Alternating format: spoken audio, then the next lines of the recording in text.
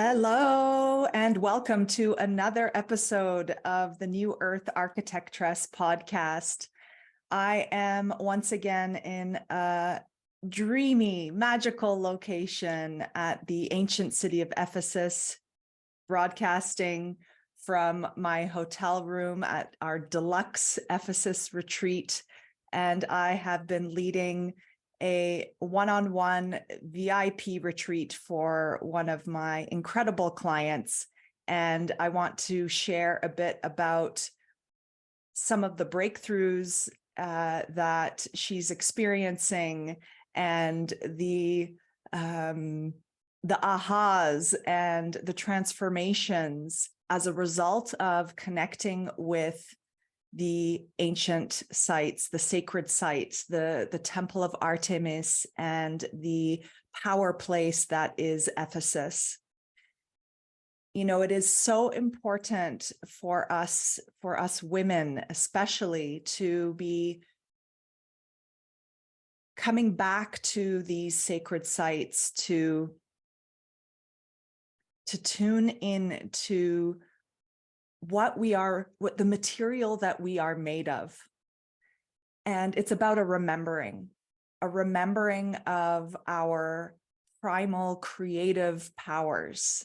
It's a remembering of our intuition, a remembering of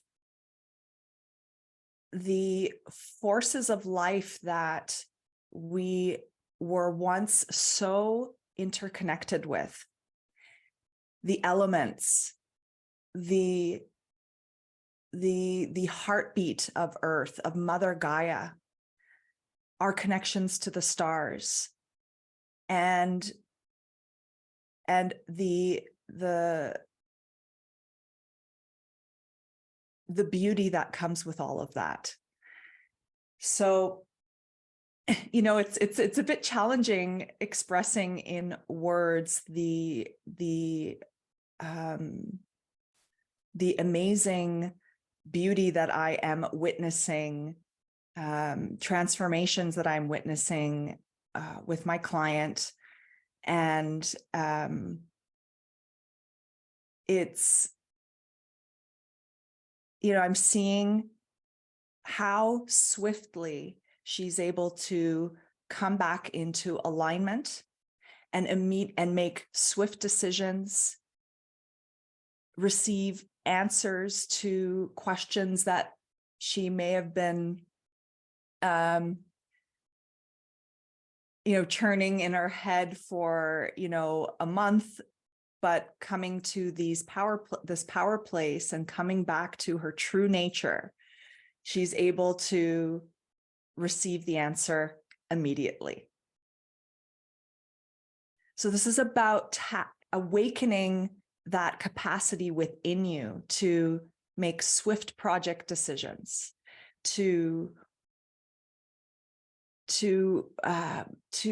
really open up the floodgates, opening up the floodgates to your creativity, so you serve your clients in a much more joyful, easeful, and successful way.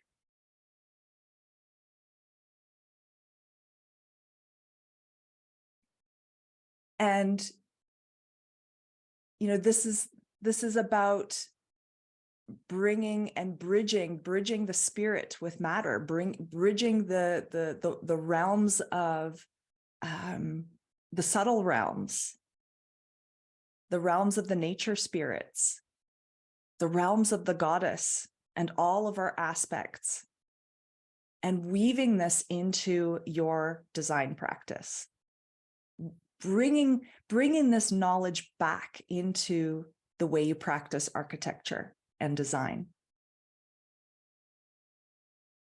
We have been divorced from this world, this realm, for way too long. And we've been cut off from our intuition. We've been cut off from our goddess power. We've been cut off from our truest essence. And we've been depending on external authorities to tell us how we should look, how we should design, how we should work, in what format, in what environment. We've been told how much we should charge based on a model that is a dollars for hours model, a consulting model, which is rooted in the dollars for hours. And, while, you are a successful woman, you're high achieving, you have incurred, or you have gained a certain amount of success and also financial success, but you've reached this threshold and there's only so much you can do within the old paradigm. And your soul is wanting more. Your soul is wanting an adventure. Your soul is wanting to break free from the mold, that's basically brittle, is calcified. It doesn't have any life force anymore. The mold that is conventional practice, that's depleting you, that's making you overwork, that's not speaking the potentials of what's possible when we are fully turning every single chakra, every single meridian, every single energetic zone of our entire being on, to utilize our power at the full force that it can be used to create healing sanctuaries for our future, healing sanctuaries for the next 7 generations. We just spent the most incredible day yesterday connecting with incredible power places that are so charged with life force energy, each with unique qualities, each with a unique energetic blueprint. And, the ancient temple builders, the masters they knew about how to configure, orchestrate with form. They knew how to configure and orchestrate sacred geometries that enabled the transmission and amplification of healing energy. Not only healing energy, but an energy that can carry and spread thoughts, carry and spread prayers, carry and spread the voice of God, the voice of creation, the voice of the goddess. So their architecture can be an amplifier of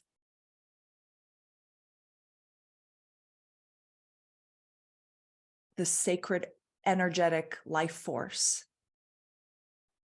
of healing life force that brings vitality to a whole region and anchors it in the vertical, always helping us to remember, that we are connected with earth and sky, always helping us to remember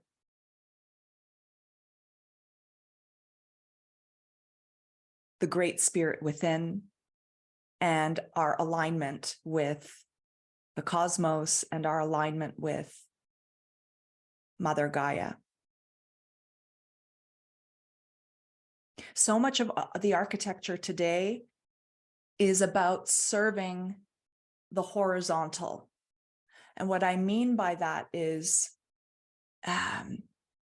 it's about survival consciousness, and it has been totally disconnected from the wisdom that we can receive from the stars, wisdom that we can receive from the angelic realms, from the Akashic realms, the wisdom that we can receive from the deep within the earth, from the womb of Mother Gaia.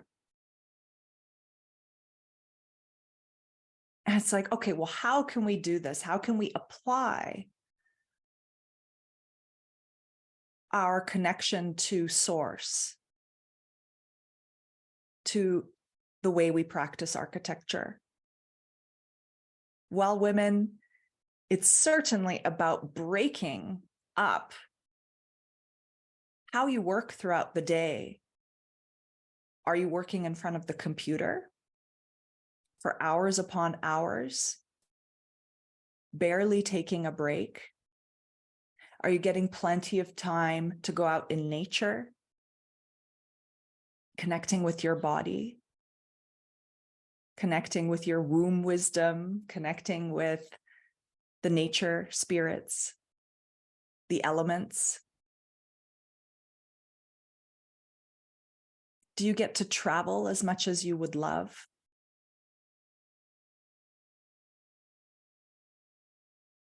What's that week look like for you?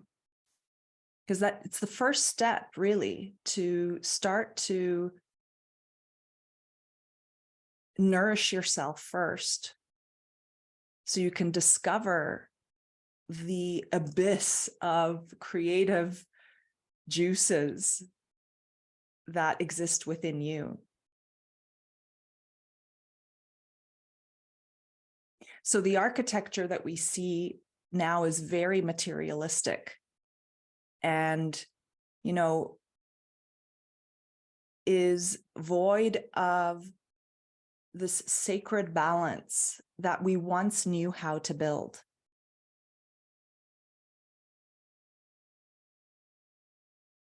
And this sacred balance involves a deep listening. It involves a deep listening to the land.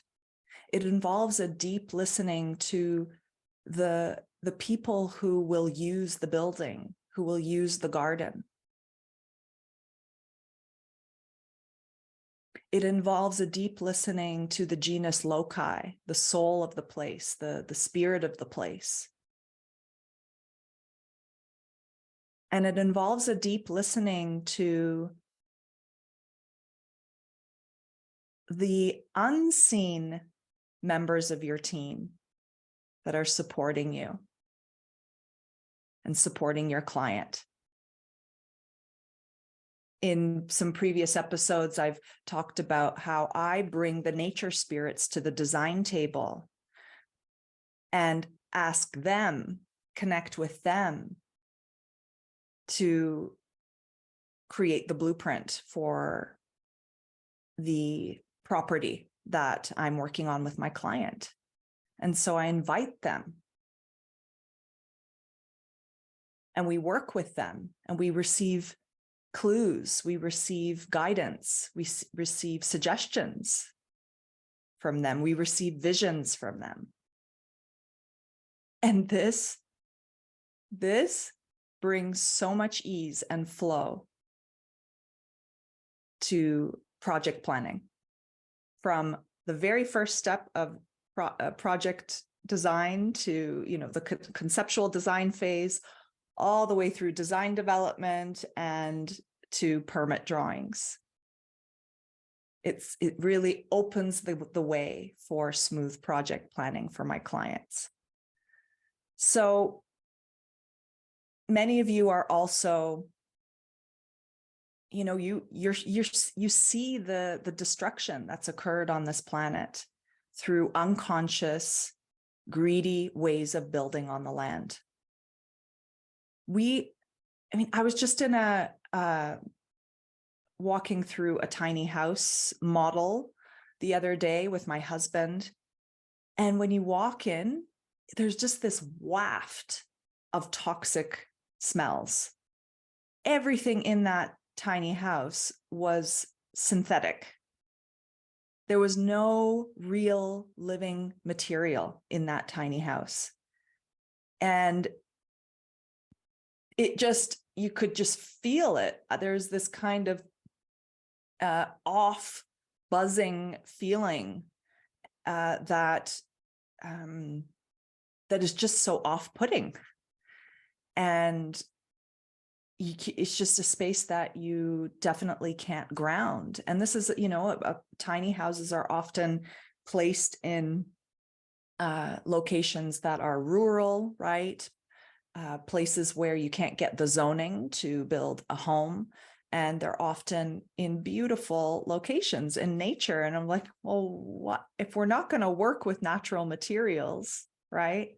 Or at least bring some into the structure? Because I know with tiny houses, it's challenging. You've got to build it out of steel, and there's a certain constraint of proportions, whatever. I mean, it's too narrow and it's too constricting for my taste, to be honest. I like big, expansive houses, big, expansive spaces. But, for everyone has a different story. We're living in some tiny houses right now. So I'm just giving you my experience of them right now, living in them. It's too tight, too narrow for me. But the materials, right? What kind of materials are we building with? What kind of forms are we building with? Are these forms really supporting vitality, really supporting the nourishment of our soul, of our bodies? And I'm not saying that, we got to be always building, organic forms or circles, and all buildings need to look like plants. There is a wave of architecture like that, an impulse of architecture like that, which is, some of it is really beautiful, and some of these forms are extremely inspiring.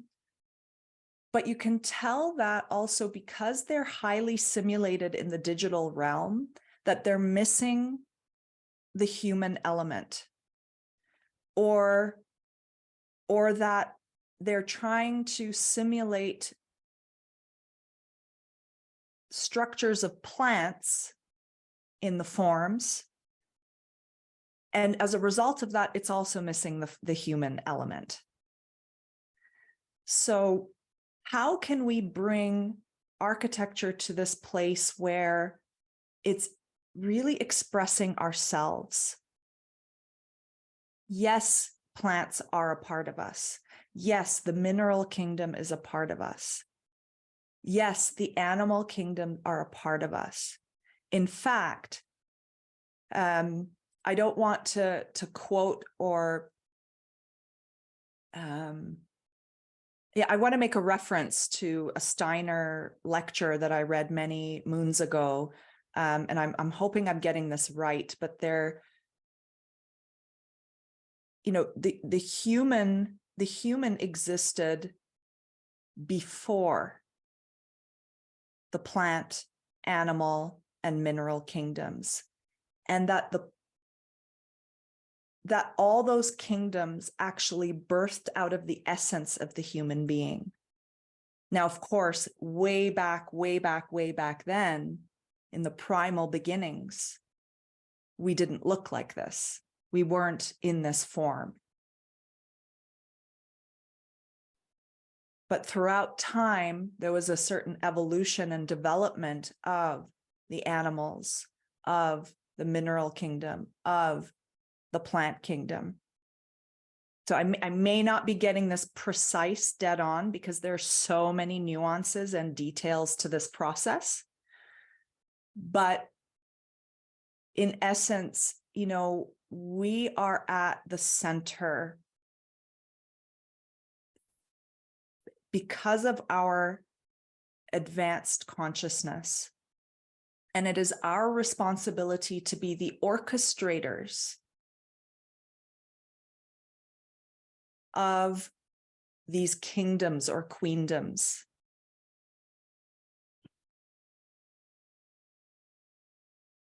And, you could say, oh, well, that's such a dominating perspective, right? Us humans, we've ruined everything. We ruined the world. That's so human-centric, right? But we are responsible to also be the stewards through our consciousness, whether it be the stewards of an organic farm, the stewards of a beautiful garden, the stewards of building a beautiful master plan for a city. And so this is about, through our consciousness, our awareness that these aspects of the earth, of nature, the elements, air, water, fire, earth, the minerals, the plants, the animals, with our knowledge that they are all a part of us, with that knowledge, orchestrating the music of the architecture, with that consciousness, rather than the approach of, okay, well, we've ruined the world and nature is far more advanced than we are. Nature is intelligent. Nature is this, nature is that. And there's this ecological kind of stream with green architecture, sustainable architecture, that puts the human being in this kind of like guilt realm, like where we're just, we should be guilty and we need to repair all the damage that we've done. Okay, I get that. I get it, because we have done a lot of damage. And I don't think that that's going to plant the seeds for the kind of longevity and resilience that we really need moving forward. Some green architecture and sustainable architecture is beautiful, incredible, amazing works that are, making a low impact in terms of energy consumption, and are making use of, natural materials, etc. But when you look at the form and the way that it's been built, and, often those buildings aren't built with any consultation to the spirit of the land. But when you look at, and when you look at the form, it's not expressing the essence of the human being. And from what I have gathered through my years of esoteric studies and meditation, and the gifts that this universe and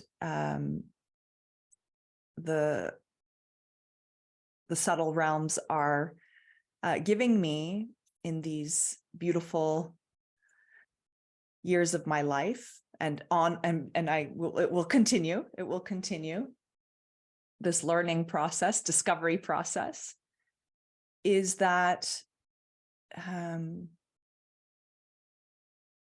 we are creating the world through our mind, our consciousness.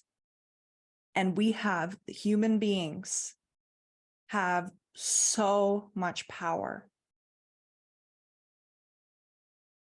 We are, again, referencing Steiner, because I think he's one of the most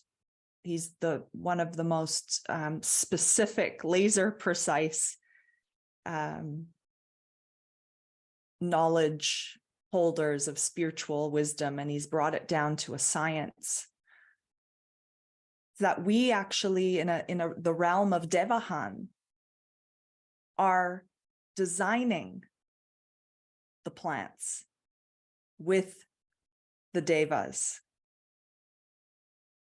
So we are literally creating nature in other realms, in other dimensions, rather than us being separate from nature. This is a very important distinction. Oh, we've ruined the world. Climate change. We got to do something about it. I feel so guilty. I feel so guilty for consuming all this plastic. I feel so guilty for ruining the world. We have to do this. Nature is so much more advanced than us. Nature has this incredible intelligence. I mean, obviously, yes, she does. And it is us.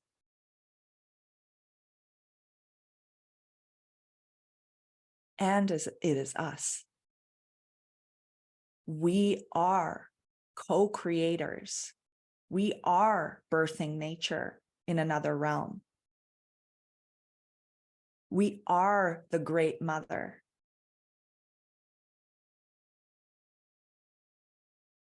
We are Mother Earth.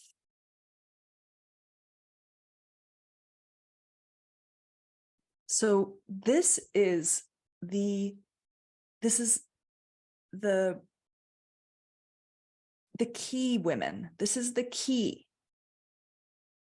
You can talk about ecological design, bring some concepts into your architecture work. Amazing. Do it. I'm doing this as well. We need to bring natural materials and sustainable methods of building spaces. Absolutely. But what I'm here to share with you and to invite you to do is to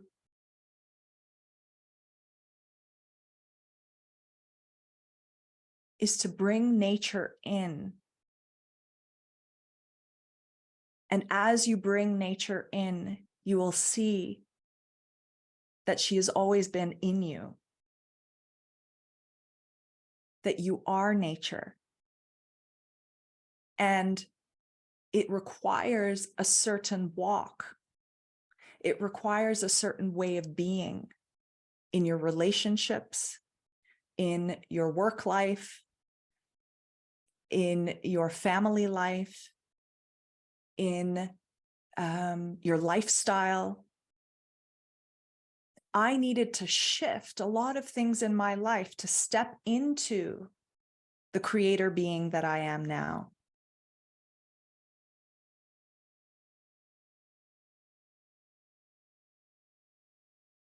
And now I get to travel to sacred sites and lead my VIP clients on an incredibly magical, powerful journey through these ancient sites so they discover and remember the nature within them, their essence, who they really are.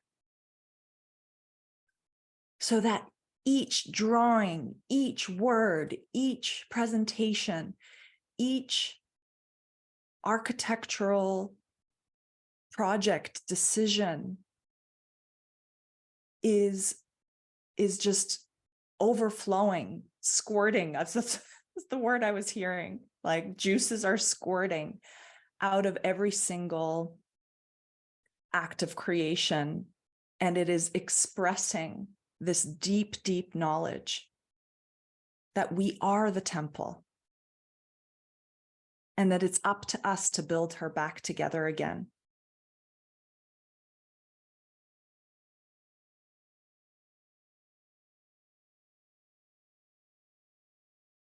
Stop hiding, Stop putting your spiritual woo-woo, practice or knowledge or research or studies on the side. It's time to bring it all in, and it's time to bring it out into the open and share your gifts with the world. This is a movement. And we're part of a relatively small group, but the ones who hear the call know exactly what I'm talking about. You're meant for something big. You're meant to rebuild the temple.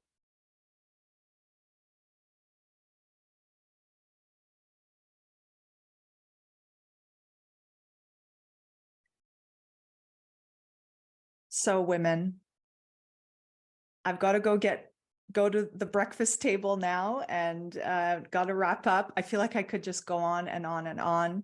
I'm again so excited to be recording this podcast from the beautiful retreat center in Ephesus, in the ancient city of Ephesus. And I look forward to holding space for you one day here. I have closed the doors at the end of May for applications for this VIP retreat, but I can take 1 or 2 more clients in the fall. So I'm going to add the application at the after the show notes of this episode. And so make sure that you apply ASAP, as there are limited spots in my schedule and also at the hotel, because it's a very it's a prime location for many spiritual groups. There are amazing groups events that occur here as well. And so get your application in, and I look forward to serving you here and helping you to anchor in a modality of design that really is in tune with your unique energetics, that's in tune with your soul's unique expression.